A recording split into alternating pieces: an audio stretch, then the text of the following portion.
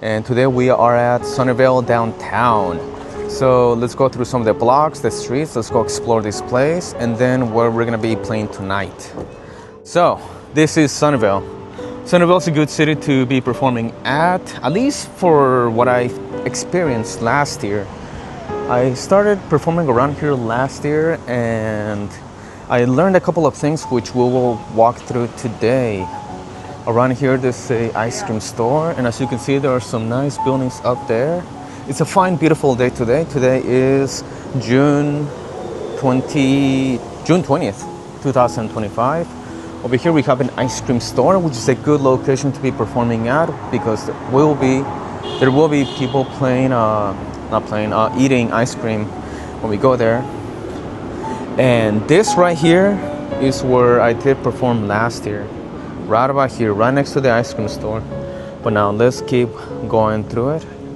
But you know what? It might not be there. It actually might be a little forward around here. Watch.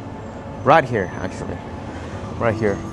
I think last year this was an empty building. It was under construction. But I think now there's an actual... I think it's still under construction, but... Now, I remember, it's better to perform here because we're closer to the block we're about to explore right now. Beautiful buildings.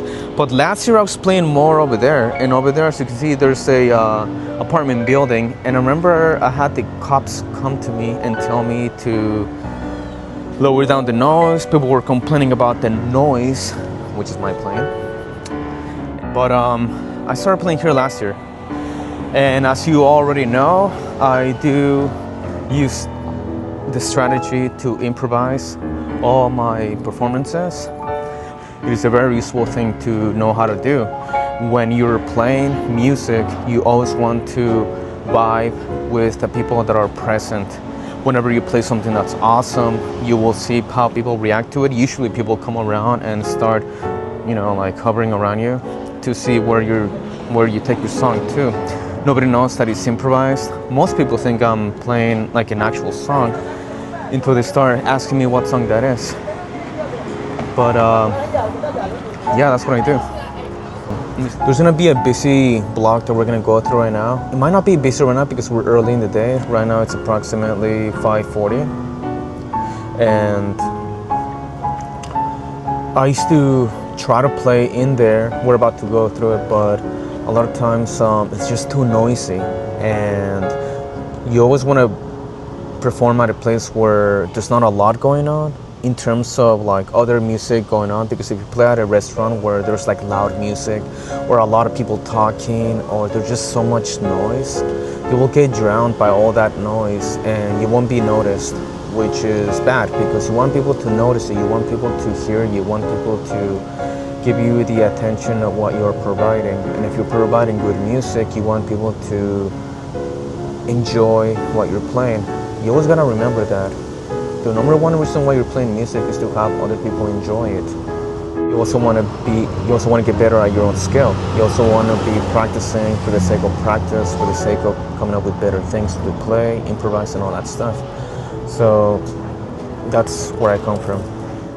Now let's go explore that block right there. There's a lot of restaurants in this part of the town right here. It's beautiful, actually. As you can see, there's already like a lot of tables and everyone's preparing for the evening where there's going to be a lot of people performing. We see our first musician here. Why don't we ask him a few questions? Hello, sir. Do I have the permission to get you in a video real quick? Pero, ¿cómo se llama usted? José Valderaz. ¿Y tocas el saxofón? ¿Por cuántos años has tocado? Tengo poco tocando el saxofón. Oh, ¿cuántos años? 1 año. Oh, ¿y cómo le va? ¿Le gusta? Pues sí, es una distracción para mí. Okay. Sí. ¿Y de dónde eres? ¿Vives por aquí o vives en otra ciudad? Acá en Sunnyvale. Ah, qué bueno. Y me imagino que haces esto también para que gente disfrute la música, ¿verdad? Sí. ¿A veces recibes tip o algo así? ¿A veces recibes dinero? Sí. ¿Y cómo le pagan? ¿Le pagan bien o un poquito o más? Pues solamente propina. Ah, ok. Bueno, José, voy a seguir caminando ¿Consejos que puedes dar para otros músicos que quisieran tocar en la calle? Que le echen ganas. Que le echen ganas y la gente acá es muy educada. Muchas personas, y a muchos les gusta. Sobre todo la música en vivo, tocar algo así, que te vean físicamente tocar. Bonito. Sí, es muy chingón. Un instrumento de aliento. Qué bueno. Sí. Bueno, José, yo me llamo Patrick. Voy a seguir haciendo esto, so, si lo ven al futuro, le voy a dar el canal para que puedas ver los videos que voy a sacar en el futuro. Okay. Mucho gusto. Suerte. Alright, so that was the first musician I kind of ran into. He plays the saxophone. It's a distraction for him. So from his perspective, he plays in the streets it seems like to have something to do. He likes that people can enjoy his music, that people really love live music. Although he was a little shy in the beginning, but that's something we can always kind of think about when we're performing in the streets, is that people always enjoy live music. Which kind of calms me down, because if that's a thing that I can always kind of fall back to, is that the fact that I'm just there live, playing in the streets, is something that could be nice. Well, his name was Jose also, and I did ask him if he had any tips for other musicians that could take from him. He did say to always grind it out, to put a lot of effort to it, put a lot of effort to what you do. Put a lot of effort in what you're doing for other people. He seems to enjoy it. All right, now it's still kind of early. It's like 5:45 now, barely getting down there. It's a pretty small city here.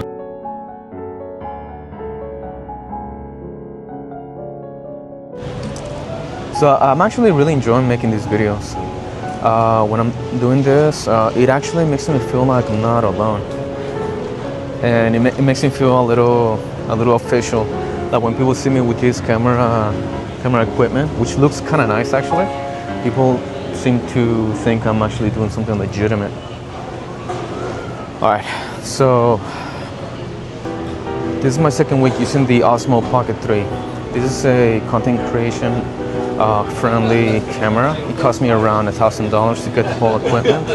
I follow a channel called FitX Fearless, and he's one of my biggest, I don't know him, I don't buy his services actually, but I would consider him being one of my mentors, because I've learned so much from him.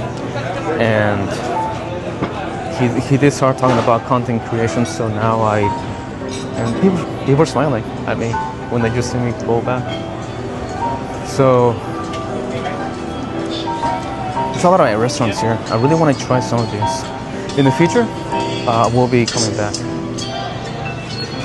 All right, looks like we're gonna finish our little talk over here, and I'm gonna go back to that chair right there, okay? All right, I'm tuning out. Wait, almost done here. I'm not nervous this time around. Thank you. Oh, look at this. Look at this beautiful day like today. Beautiful. I used to be an Uber driver, like I said in the earlier video, and I used to make some runs around here.